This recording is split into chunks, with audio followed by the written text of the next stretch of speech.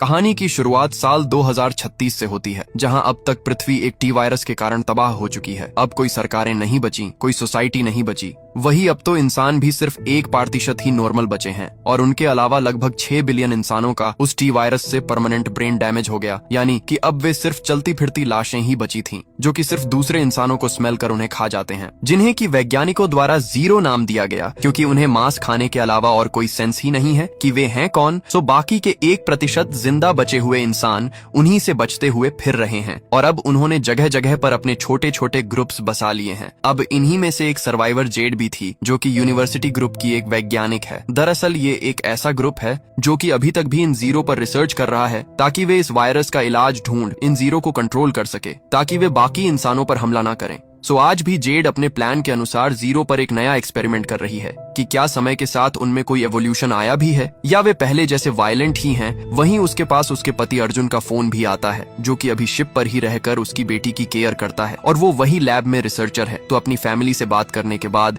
Z एक खास perfume को खुद से लगा लेती है, ताकि जीरो उसे स्मेल न कर सके। और रिकॉर्डिंग के लिए कैमरा को सेट कर अब वो एक रैबिट पर थोड़ा खून लगा उसे जीरो के बीच भेज देती है। और जैसा कि उसने सोचा ही था, अब जीरो उस खून को स्मेल कर रैबिट के पीछे भाग रहे थे। वहीं जेड नोटिस भी करती है कि उनमें अभी तक भी कोई इवॉल्वमेंट नहीं आई थी और वे तो पहले जैसे सिर्फ खून के पीछे भाग रहे हैं। तो अब वो वापस से जाने लगती है कि तभी गलती से अब उसके हाथ पर भी ये कट लग ही जाता है और वहाँ मौजूद जीरो सब उसे स्मेल कर उसका पीछा करने लगते हैं। वहीं उनकी संख्या भी कुछ ज्यादा ही थी और जेड समझ जाती है कि ऐसे तो वो इनसे बच नहीं पाएगी। सो वो अब सिक्योरिटी प्लान का इस्तेमाल कर और खुद एक सेफ जोन में आप बाकी सारे ही जीरो को वहीं जलाने लगती है। और अब सबके मर जाने के बाद जब उसे लग ही रहा था कि अब तो वो बिल्कुल सेफ है, कि तभी उसे एहसास होता है कि कोई तो बड़ा जीव जमीन के अंदर से उसी की ओर आ रहा है। और ये तो एक कैटरपिलर था, जो कि उसी वायरस से म्यूटेड हो गया, जहां जेड की लाख कोशिशों के बावजूद भी वो उसे पकड़ ही लेता है। साथ ही वो उसे मारने भी वाला था कि आखिरी वक्त पर 3 अनजान सोल्जर्स आकर उस पर फायरिंग करने लगते हैं और फाइनली कुछ ही देर में वो गिर पड़ा था। वहीं वे बेहोश पड़ी जेड को चेक करने पर उसके हाथ पर बने टैटू को देख हैरान रह जाते हैं, जिस टैटू का मतलब था कि जेड उस वायरस की इनिशियल आउटब्रेक की एक सर्वाइवर थी। अब ये सब शुरू कैसे हुआ? कहानी 14 वर्ष पहले साल 2022 में जाती है, जहां की एक कंपनी अम्ब्रेला कॉरपोरेशन ने अफ्रीका के एक छोटे से गांव में एक नई सिटी बनाई, जिसे कि रायकॉन सिटी नाम दिया गया। दरअसल अम्ब्रेला कॉरपोरेशन इस वक्त की दुनिया की सबसे बड़ी कंपनी है और दुनिया के लगभग सारे ही देश दवाइयों के लिए इसी पर निर्भर रहते हैं। यानी कि एक तरह से ये कंपनी पूरी ही दुनिया को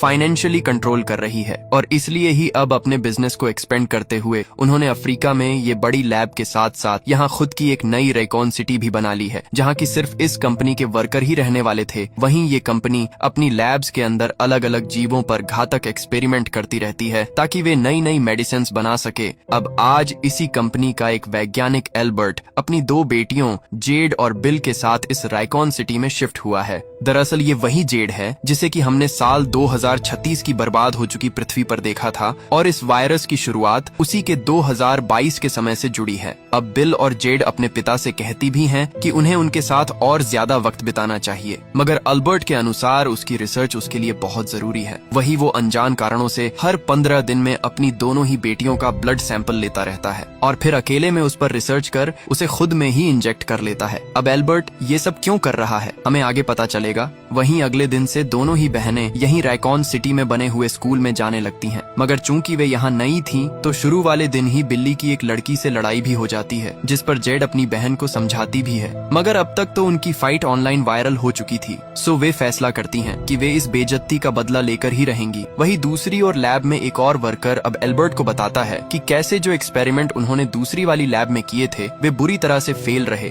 और वहाँ सभी टेस्ट सब्जेक्ट्स वायलेंट होकर अटैक करने लगे, तो उन्हें उस फैसिलिटी पर ही एक बम गिरवाना पड़ा। तो वहीं कंपनी ने अपनी पहुंच का इस्तेमाल कर उस इंसिडेंट को ही ये कहकर दबा दिया कि वहां तो गैस लीक होने से वो धमाका हुआ था। सो यहाँ से एल्बर्ट को नई सिरे से एक्सपेरिमेंट पर काम करना होगा। तो वहीं स्कूल में बिली अपनी बेइज्जती का बदला लेने के लिए उसी लड़की पर मास्क पहनकर वार करती है, मगर प्रिंसिपल को उसके लोकर से वो मास्क मिल ही जाता है और वो उसे अपने पेरेंट्स को बुलाने को कहती है। वहीं जिस बच्चे को बिली ने मारा भी था, उसका पिता भी काफी गुस्से में बिली को स्कूल से निकलवाने की धमकी देने लगता है। मगर सही वक्त पर एल्बर्ट ने आकर सब कुछ संभाल ही लिया था, क्योंकि वो अम्ब्रेला कॉरपोरेशन की ऊंची पोस्ट पर काम करता है। सो उस आदमी ने अब खुद ही एल्बर्ट से माफी मांग ली थी। वही अब स्कूल के बाद बिली घर जाने से पहले अपने पिता को उनकी लैब में मिलने जाती है, और यहाँ वो पहली बार अंदर जाते हुए देख पा रही थी कि यहाँ तो हर और काफी ही अजीब से एक्सपेरिमेंट चल रहे हैं। इतना ही नहीं, यहाँ तो अलग अलग जीवों तक को कैद करके रखा जा रहा था। सो बिल्ली यही सब घर जाकर जेड को भी बताती है, और दोनों यहाँ से सोचते हैं कि क्यों ना वे आज रात उसी लैब में जाकर देखें कि वहाँ जीवों के साथ होता क्या है। और अब वे चुपचाप से अपने सोते हुए पिता का सिक्योरिटी कार्ड चुराकर लैब में चली जाती है। वहीं सिक्योरिटी कार्ड तो उनके पास था ही, तो वो बिना किसी खास मुश्किल के अपने पिता की लैब तक आ पहुंची थी, जहां से अब वे अलग अलग पकड़े गए एनिमल्स की वीडियो बनाने लगती हैं। तो वहीं जेड अपने पिता का कंप्यूटर खोल रही थी। हालांकि इस पर लॉक लगा हुआ था, मगर उसे पता था कि उसके पिता हर जगह एक ही आईडी पासवर्ड यूज करते हैं, और वो भी अब उसे अनलॉक कर उसका डाटा देखने लगती है, जिसमें कि उसी फेल्ड एक्सपेरिमेंट की वीडियो थी। तो दूसरी ओर बिली गलती से एक लॉक्ड दरवाजे को खोल देती है, जिसमें से कि अब एक म्यूटेंट डॉग बाहर आता है, जो कि कहीं से भी नॉर्मल तो नहीं लग रहा था, और वो अब दोनों ही बच्चों को देख उन पर अटैक कर देता है, जिससे कि अब लैब में हर और अलार्म बचने लगे थे। वही वो डॉग कुछ ज्यादा ही स्ट्रांग था, जो कि जब लिफ्ट के दरवाजे को तोड़कर दोनों के ही पीछे भागता है, और चूंकि मेन दरवाजा अब तक लॉक हो चुका था, तो वो फाइनली बिली को बाइट कर उसे इधर से उधर घसीटने लगता है। और अपनी बहन को बचाने के लिए जेड फाइनली एक रोड से डॉग पर वार कर उसे मार डालती है, और अपनी बहन को देखती है, जो कि अब बुरी तरह से घायल हो गई थी। अब प्रेजेंट यानी कि साल 2036 में जेड उन्हीं सोल्जर्स के कैंप में उठती है, जिन्होंने उसे उस म्यूटेंट कैटरपिलर से बचाया था, और अब वो ट्रेस करने लगती है कि वो है कहाँ। कि तभी उसे एक आदमी रिसीव करता है, और जेड कहती है कि उसे कैसे भी करके अपने ग्रुप में अपने पति अर्जुन और बेटी के पास वापस जाना है। मगर वो आदमी अब एक फ्लेयर गन से जेड को दिखाने लगता है कि यहाँ से कोई बाहर चलकर नहीं जा सकता, क्योंकि इस छोटी सी कम्युनिटी की दीवारों को चारों ओर से हजारों जीरो ने घेर रखा है, और यहाँ सिर्फ एक ही हेलीकॉप्टर है जो कि अभी बाहर सप्लाई ढूंढने गया है। सो उसके वापस आने के बाद ही वो यहाँ से निकल पाएगी। अब यहाँ दोनों बातें कर ही रहे थे कि तभी अनाउंस होता है कि अम्ब्रेला कॉरपोरेशन के हेलीकॉप्टर्स उन्हीं की कम्युनिटी की ओर आ रहे हैं। दरअसल अम्ब्रेला कॉरपोरेशन ने 2022 की अपनी लैब से भागे हुए सभी ही सर्वाइवर्स पर इनाम रखा हुआ था, जिन्हें कि वे जिंदा चाहते हैं, और जेड का नाम उसी लिस्ट में नंबर 1 पर है। सो वो आदमी अब जेड पर गन पॉइंट कर उसे छिपा देता है, ताकि उसे अम्ब्रेला कॉरपोरेशन को बेचकर पैसे ले सके। मगर अब अम्ब्रेला सोल्जर्स का लीडर बैक्टर नीचे आते ही सबको जान से मारने लगता है, और अपने सोल्जर्स को ऑर्डर देता है कि वे किसी को भी यहाँ से जिंदा जाने ना दें। तो वहीं जेड मौका पाकर वहाँ से भागने की कोशिश करने लगती है। हालांकि अभी तक अम्ब्रेला सोल्जर्स ने वहाँ आग लगा दी थी, और बैक्स्टर खुद ही जेड के सामने आकर कहने लगता है कि उन्हें काफी समय से उसकी तलाश थी, और वो उनके बहुत काम आएगी। मगर अब उनसे बचने के लिए जेड सीधा हजारों जोम्बी के बीच ही कूद जाती है, और अब उसे देख सारे ही जीरो उस पर अटैक करने टूट पड़े थे, जिनसे कि वो बचकर भागती भी है। मगर आखिरकार वो एक शीशे की दीवार में फंसी गई थी। तो ऊपर से बैक्स्टर फिर से कहता है कि जेड यहाँ से कैसे भी नहीं निकल सकती, सो उसे खुद को उन्हें सौंप देना चाहिए। मगर अब तक वहाँ के लोकल्स गाड़ी लेकर वहाँ से निकल रहे थे, सो जेड जल्दी से भागकर एक गाड़ी में चढ़ जाती है। हालांकि उन्हें अब तक बहुत सारे जोम्बी घेर चुके थे, और वे गाड़ी में मौजूद लोगों को एक एक कर काटने लगते हैं, जिनके बीच अब जेड किसी तरह से खुद को बचा। अब वो गाड़ी लेकर अकेली ही वहाँ से निकल ही जाती है, और पूरी रात ड्राइव करने के बाद वो एक दूसरी कम्युनिटी में पहुँच जाती है, जहाँ से कि वो कुछ देर के लिए अम्ब्रेला सोल्जर से छिप सके।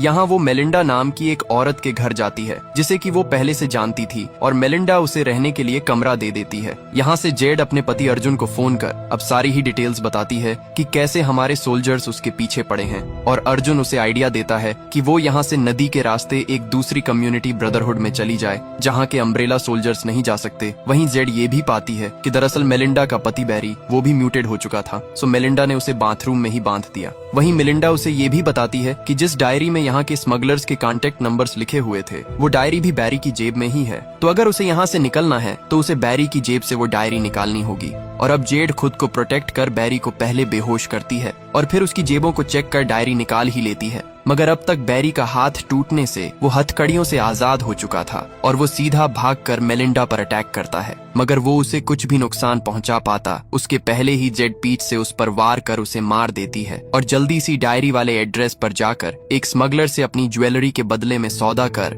अब वो शिप में यहाँ से निकलने का टिकट ले ही लेती है, जहाँ अब अंधेरा होने पर वो बाकी के लोगों के साथ यहाँ से शिप के आने का इंतजार कर ही रही थी कि तभी ऊपर से फिर से अम्ब्रेला कॉरपोरेशन के हेलीकॉप्टर उन पर अंधाधुंध फायरिंग करने लगते हैं, जिसमें कि अब काफी सारे लोग मारे भी जा रहे थे और वहां भगदड़ मच जाती है। वहीं जेड भी बाकी सबके साथ जल्दी से भाग रही थी, जहां उसे गन भी पड़ी हुई मिलती है और एक बच्चा दिखाई देता है, सो उसे भी बचाने के लिए वो उसे उठाकर एक वेयर हाउस में जा छिपती है। वहीं बाहर अब तक बैक्टर के सोल्जर्स ने सभी को मार दिया था, मगर बैक्टर कहता है कि उन्हें कैसे भी करके जेड को ढूंढना ही होगा क्योंकि वो उनके लिए बहुत जरूरी है, चाहे उन्हें इसके लिए कुछ भी क्यों ना करना पड़े। अब अम्ब्रेला कॉरपोरेशन इस तरह ऐसे जेड के पीछे क्यों पड़े हैं, उन्हें उसे चाहिए क्या, हमें जल्दी पता चलेगा। तो वहीं जेड ने जिस बच्चे को बचाया भी था, अब उसके पेरेंट्स भी उसी वेयरहाउस में आ जाते हैं और वे साथ मिलकर यहाँ से निकलने का फैसला करते हैं। वहीं साल 2022 में उस म्यूटेड डॉग के काटने के बाद छोटी जेड अपनी बहन बिली को वहां से लेकर निकल ही रही थी कि तभी वहां अल्बर्ट भी आ जाता है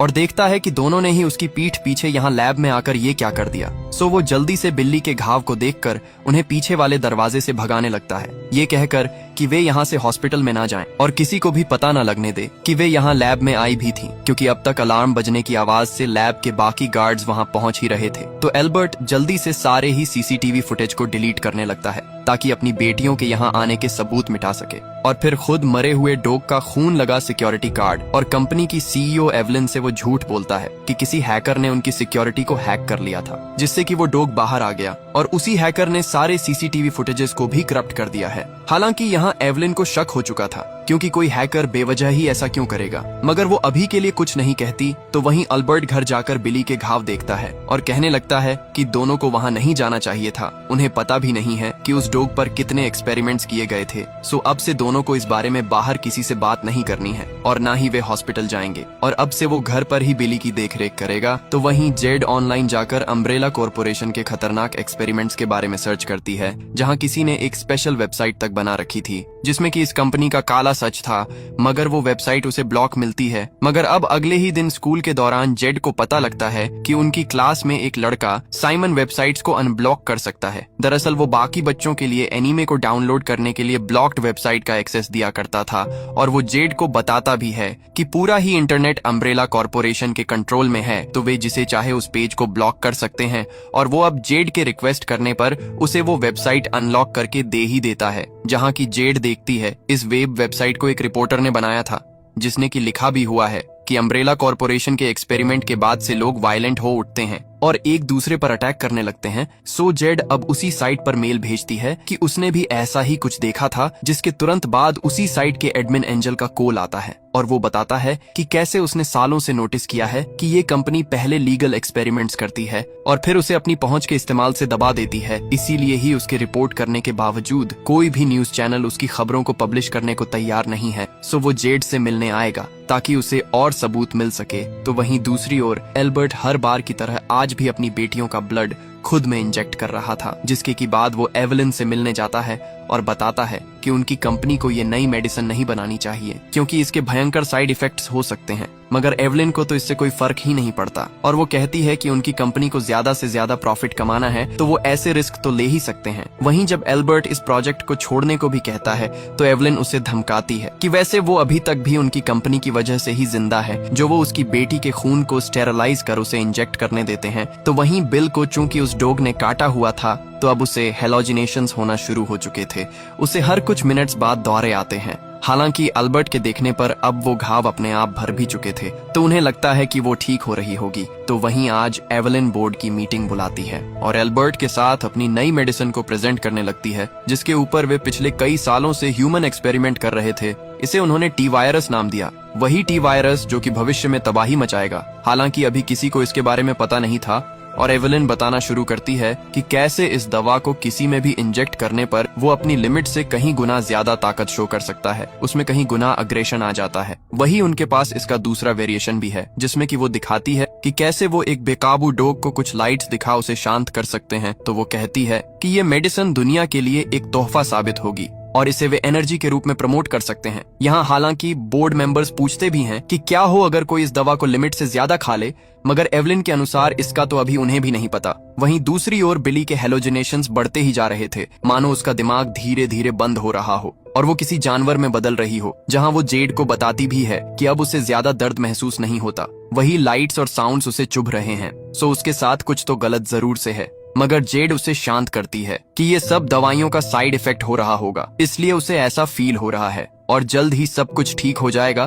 तो वहीं प्रेजेंट यानी कि साल 2036 में जेड उस फैमिली के साथ स्मगलर्स के पास पहुंच चुकी थी, जहां से वे उन्हें काफी सारे पैसे और वो कार रिश्वत में देते हैं ताकि उनकी गाड़ियों में बैठ वे उन्हें ये एरिया पार करवा दें, जिसके बाद सभी रिफ्यूजीज को गाड़ियों में डाल वहां से ले जाया जाने लगता है। तो वहीं उनके निकलते ही अब बस्टर भी वहीं पहुंच चुका था और वो जेड के बारे में पूछने लगता है कि क्या वो यहाँ आई थी। शुरू में तो वो आदमी इसके लिए मना कर देता है, मगर बाद में बैक्टर जेड की कार को देख समझ ही जाता है कि वो अभी अभी यहाँ से निकले हुए काफिले में थी। सो वो अपने सोल्जर्स के साथ उनके पीछे पीछे निकल पड़ता है। तो वहीं जेड वाली गाड़ी तो रास्ते में रुकी हुई थी क्योंकि वहाँ उन्हें बड़े बड़े म्यूटेंट क्रिएचर्स ने घेर रखा था जो कि साउंड से अट्रैक्ट होते थे। सो सभी चुपचाप बैठ जाते हैं ताकि वे उन पर अटैक ना करें, मगर अब डेक्टर के वहां आते ही उनकी आवाजों से वे क्रीचर उन पर भी अटैक कर ही देते हैं और सोल्जर्स गोलियों और फायर फ्लेम्स का इस्तेमाल कर उन्हें मारने लगते हैं, मगर उनकी संख्या कुछ ज्यादा ही थी। सो रिफ्यूजी अब वहां से निकलकर भागना शुरू कर चुके थे,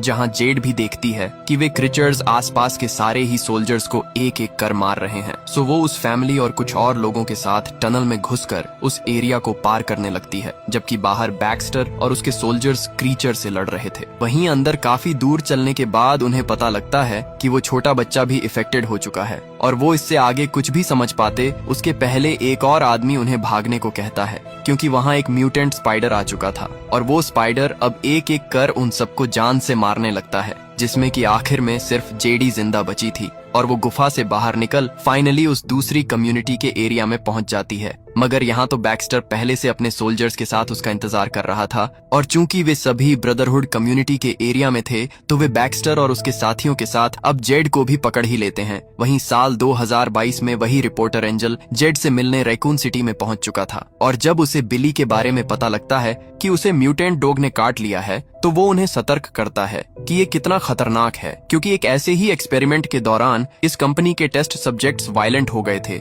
जिसकी खबर उन्होंने दबा ली ताकि हम लोगों को पता न लगे। मगर अब आगे जो एंजल उन्हें बताने वाला था वो तो और भी अजीब था और वो कहता है कि उसने उनके बारे में सारे ही रिकॉर्ड्स चेक किए हैं, जिनके अनुसार उन दोनों का ही पिता एल्बर्ट तो साल 2009 में ही मर चुका है और अगर वो साल 2009 में ही मारा गया तो फिर ये एल्बर्ट है कौन। इतना ही नहीं, गवर्नमेंट रिकॉर्ड्स में भी इन दोनों ही बहन का कोई नाम नहीं है और ना ही ये रिकॉर्ड है कि वे पैदा कब और कैसे हुई थीं, जिसे कि सुनकर तो अब दोनों ही डर जाती हैं और वहाँ से भागकर घर आने लगती हैं। तो वहीं पीछे उस रिपोर्टर को अम्ब्रेला के गार्ड्स पकड़कर एवलिन के पास ले जाते हैं, जहाँ की वो एवलिन से कहता भी है कि वो सबके सामने उनकी कंपनी का भांडा फोड़ कर ही रहेगा, जो वे इंसानों और जानवरों पर इतने सारे इलीगल एक्सपेरिमेंट्स कर रहे हैं। तो वही प्रेजेंट में जेड बैक्टर और उसके साथियों को ब्रदरहुड कम्युनिटी के लोग अपने अड्डे पर पकड़कर ले जा रहे थे, जहाँ की बैक्टर कहता है कि उसके हाथ में ट्रैकर लगा हुआ है, सो अम्ब्रेला फोर्सेस उसे ट्रैक कर यहाँ पहुँच ही जाएंगी और उन्हें निकाल लेंगी। यहाँ वे उनके केज में जाते हैं जहाँ के बहुत सारे म्यूटेंट इंसानों को बंधक बनाकर रखा गया था। वहीं उन्हें यहाँ के लीडर के सामने पेश किया जाता है और वो कहता है कि टी वायरस का फैलाना सबसे अच्छी घटना थी, क्योंकि अब उस जैसे लोग ही दुनिया में सरवाइव करेंगे। सो वो सभी को जेल में डलवा देता है और वे देखते हैं कि कैसे ये लोग उन म्यूटेंट हो चुके जीरो को बांध कर रख रहे हैं और उनसे काम करवा रहे हैं, जिससे कि हर ओर पावर जनरेट हो सके। वहीं कुछ देर बाद बैक्टर के एक साथी को जेल से निकाला जाता है और उसके मांस को काटकर जीरो को खाने के रूप में फेंक दिया जाता है, जहां सभी उसे खाने लगते हैं, जिनमें से एक इन जीरो की लीडर मदर जीरो भी थी और उसके इशारे पर अब खाने के बाद सभी फिर से काम पर लग जाते हैं और जेड को उसे देखकर रियलाइज होता है कि असल में ये जीरो इवोल्व हो ही गए और वो मदर जीरो इन सबको कंट्रोल कर रही है। तो अगर वो किसी तरह से उस मदर जीरो को पकड़ उस पर रिसर्च करें, उस पर एक्सपेरिमेंट्स करें, तो उन्हें कुछ काम का मिल ही जाएगा जिससे कि वे बाकी जीरो को कंट्रोल कर सके। और जेड इससे खुश होती है क्योंकि वो इसी के लिए तो भड़कती फिर रही थी कि तभी बैक्टर जेडा से कहता है कि क्यों ना वे साथ मिलकर यहाँ से निकले, और फिर वो आगे रिपोर्ट कर देगा कि जेड मारी जा चुकी है। और जेड के हाँ कहने पर अब दोनों जेल को तोड़कर वहाँ से भागने लगते हैं और वहाँ के गार्ड्स को मार अब वे बैक्टर के साथियों को छुड़ाते हैं और साथ मिल उनसे लड़ने लगते हैं। हालांकि अभी भी वे यहाँ बंद ही थे। सो बैक्टर बिना देखे सारे ही लीवर्स को खींचने लगता है ताकि दरवाजे खुल ही जाए और वे यहाँ से निकल सके। मगर अब उसने गलती से म्यूटेंट जीरो का भी दरवाजा खोल ही दिया था, जिससे कि अब वे जीरो भी उन पर अटैक कर देते हैं और वे जीरो और गार्ड्स दोनों वहां से निकलने लगते हैं। तो वहीं जेडा को अपना मिशन पूरा करना था और वो मौका पा अब पूरी टीम से अलग होकर मदर जीरो के पास जाती है और उसके सिर को काट देती है ताकि उसे अपने साथ ले जाकर उस पर रिसर्च कर सके। और वो अब उसके सिर के साथ वहां से निकलने लगती है, जहां की बैक्टर लगातार जीरो को मारते जा रहा था। मगर निकलने से जस्ट पहले अब बैक्टर भी वहीं मारा जाता है और बाकी के जीरो उसे खाने लगते हैं। तो वहीं जब जेड ऊपर निकली ही थी कि वो देखती है कि अब तक अम्ब्रेला के बाकी के सोल्जर्स वहां पहुंच चुके हैं और अब एक सोल्जर जेडा को पकड़ अपना मास्क हटाता है और जेडा ये देख हैरान रह गई थी कि ये कोई और नहीं बल्कि उसकी बहन बिल्ली ही है, यानी कि ये सब कुछ करवाने के पीछे बिल्ली ही थी। वही साल 2022 में एवली ने उस रिपोर्टर एंजल को भी पकड़ रखा था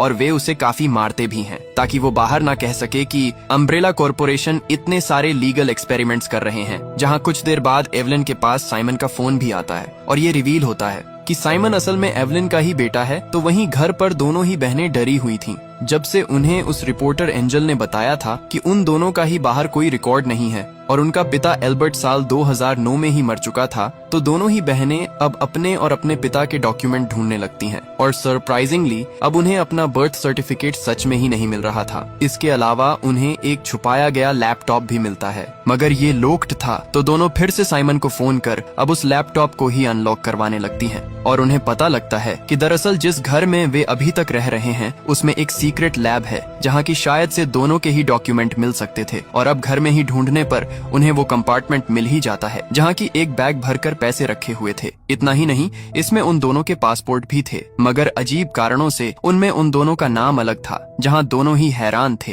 कि उनके पिता उनसे क्या क्या छिपाया हुआ है और वे अब साइमन की मदद से उसी हिडन लैब को ढूंढने लगती हैं और फाइनली उन्हें वो मिल भी जाती है जहाँ की उनके सारे ही ब्लड सैंपल्स भी रखे हुए थे जो कि उनका पिता एल्बर्ट अब तक उनसे लेता रहा था। वहीं वहाँ उन्हें काफी सारे एक्सपेरिमेंट्स की टेप्स भी दिखती हैं जिन्हें चलाने पर वे देख पाती हैं कि उनका पिता एल्बर्ट किसी म्यूटेंट इंसान को इंजेक्शंस दे रहा है। वही एक वीडियो में एल्बर्ट खुद कह भी रहा था कि अगर बिली बेकाबू हो जाए तो वो बिली को लैब वाली कुर्सी से बांध देगा। और यहाँ से तो दोनों ही समझ चुकी थीं कि उनका पिता वो नहीं है जो कि वो उन्हें दिखाता है और वो तो उन्हें चोट भी पहुंचा सकता है। तो अब वे यहाँ से भागने का सोचती हैं, मगर अब जब वे अपने ब्लड सैंपल्स को निकाल ही रही थीं कि लैब में अलार्म बजने लगते हैं और ऑटोमेटिक सिक्योरिटी फीचर के कारण अब पूरी ही लैब में आग लग जाती है ताकि कोई भी सबूत न बचे। तो वहीं लैब का दरवाजा भी लॉक था। सो दोनों बहनें एक टेबल के ऊपर चढ़कर खुद को जलने से बचाती हैं और जब आग बुझ चुकी थी तो एल्बर्ट लैब में आता है, जिसे कि देख दोनों ही बहनें अब गुस्से में उससे सारी सच्चाई पूछने लगती है कि वे हैं कौन और वो उनसे क्या क्या छिपा रहा है। अब शुरू में एल्बर्ट उन्हें टालने की कोशिश भी करता है तो वो उस पर अटैक कर उसे एक चेयर से बांध ही देती है और एल्बर्ट अब उन्हें सारी ही सच्चाई रिवील करना शुरू करता है। दरअसल वे दोनों कोई नॉर्मल बेबी नहीं बल्कि उन्हें तो खुद अम्ब्रेला कॉर्पोरेशन के एक लैब में बनाया गया था जहां बिली के जेनेटिक्स को मॉडिफाई किया गया ताकि वो आम इंसानों से ज्यादा परफॉर्म कर सके और इसलिए ही एल्बर्ट को उसका पिता बनाकर उसकी देखरेख करने का काम सौंपा गया। और इसलिए ही उस दिन जब उस म्यूटेंट डॉग ने बिली को काट लिया था तो एल्बर्ट काफी डर गए, क्योंकि अगर अम्ब्रेला कॉर्पोरेशन को ये पता चला कि एल्बर्ट की लापरवाही से उनकी लैब एक्सपेरिमेंट बिली में वायरस चला गया तो वे उसे मार डालते।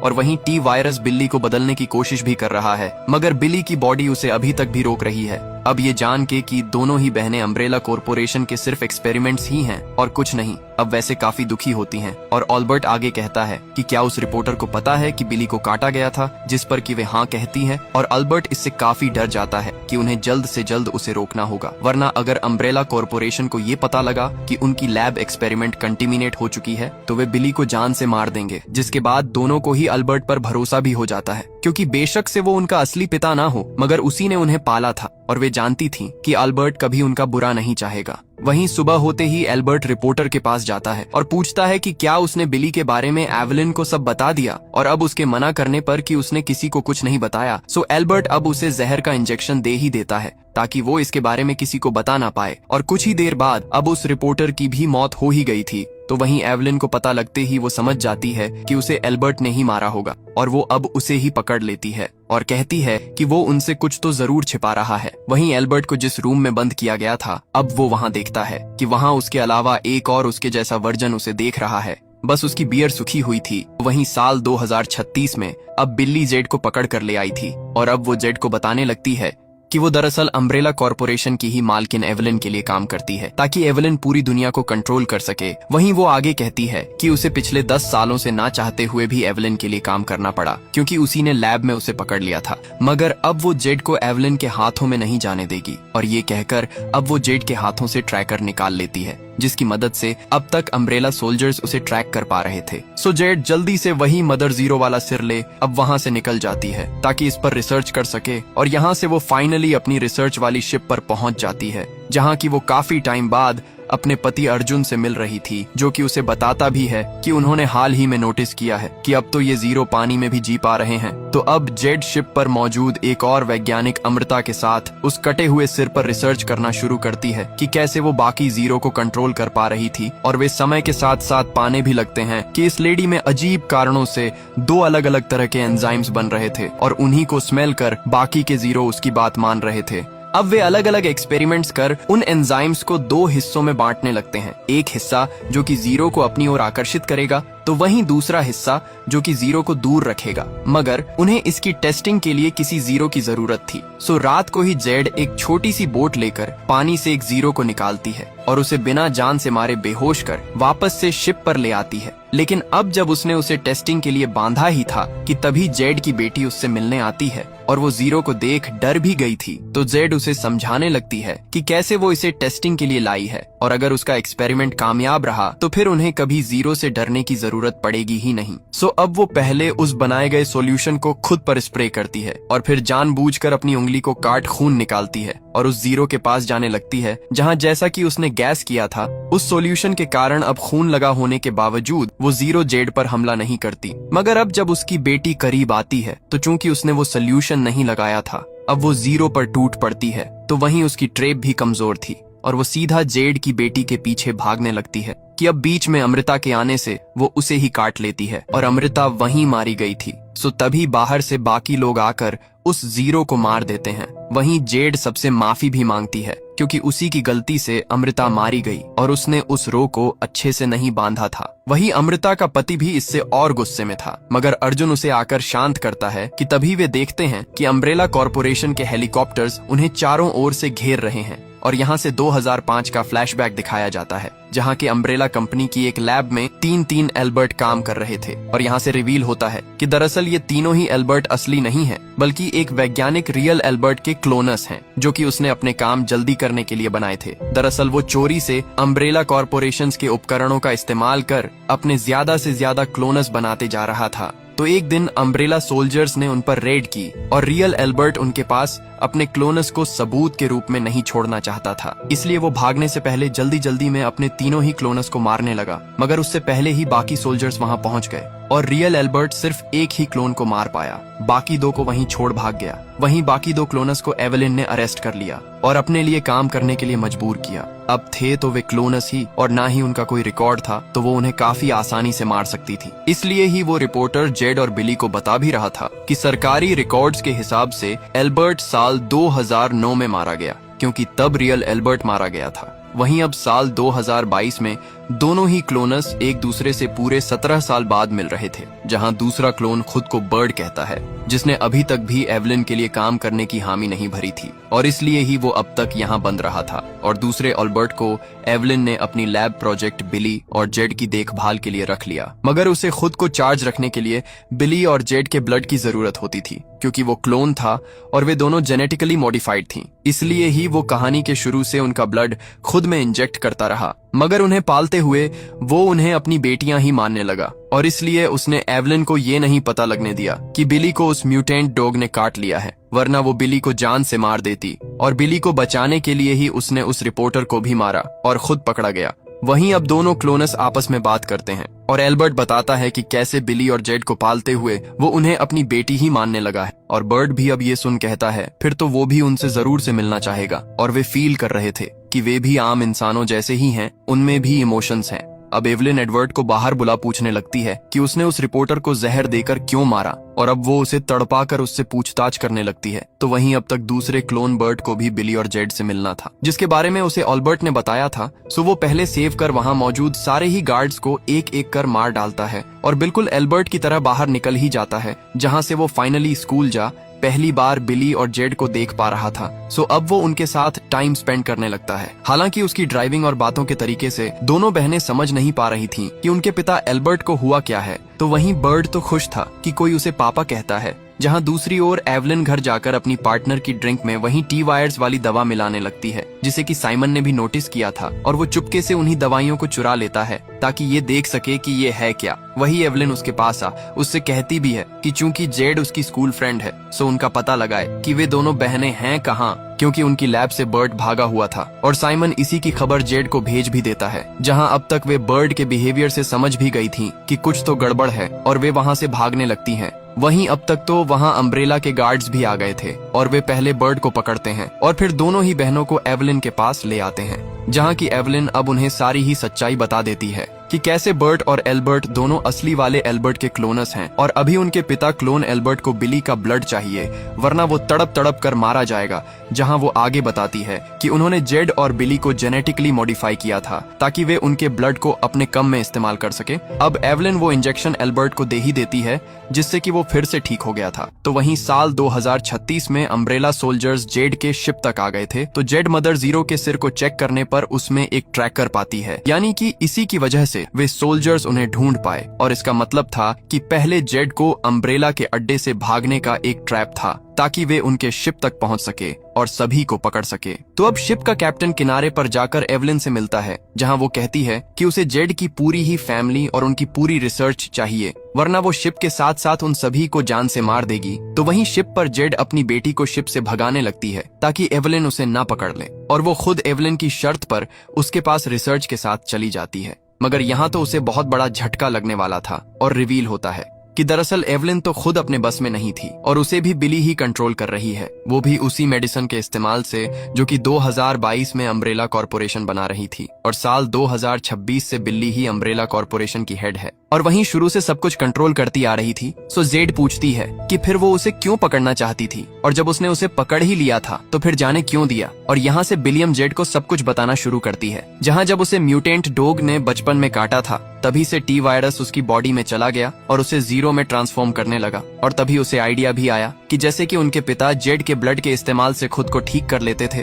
तो वो भी जेड के ब्लड से खुद को ठीक कर सकती है, क्योंकि जेड को लैब के अंदर जेनेटिकली इंजीनियर करके बनाया गया था। वहीं जब उसे उसने पकड़ा था तो उसे पता चला कि जेड की कोई बेटी भी है, तो उसने जानबूझकर उसे जाने दिया और उस मदर जीरो के सिर में ट्रैकर लगा दिया ताकि वो जेड को उसकी बेटी के साथ पकड़ सके। वहीं उसकी बेटी के अंदर भी जेड का ही ब्लड होगा और वे दोनों ही उसके काम आएंगे। और यहाँ से तो जेड समझ भी चुकी थी कि ये लोग उसके साथ साथ उसकी बेटी को भी जीवन भर के लिए गुलाम बनाकर रखने वाले हैं। तो वो अब उनसे बचने के लिए जानबूझकर अपने साथ लाया हुआ सॉल्यूशन बिखेर देती है, जो कि जीरो को अपनी ओर आकर्षित करता था। और अब जैसा कि होना ही था, हजारों की संख्या में जीरो इकट्ठा होकर बिल्ली के डेप पर अटैक कर ही देते हैं। वहीं सोल्जर्स के पास इतनी गोलियां भी नहीं थीं कि वे इतने सारे जीरो से भिड़ सके। जहां दूर खड़े शिप से बाकी लोग यहीं देख लेते हैं और अपने शिप को दूर ले जाने लगते हैं। वहीं उन्होंने अपने शिप से सेफ्टी के लिए एक म्यूटेंट हो चुके क्रोकोडाइल को भी बांधा हुआ था, ताकि अगर कोई उन पर अटैक करे तो वो इसे उस पर छोड़ दें।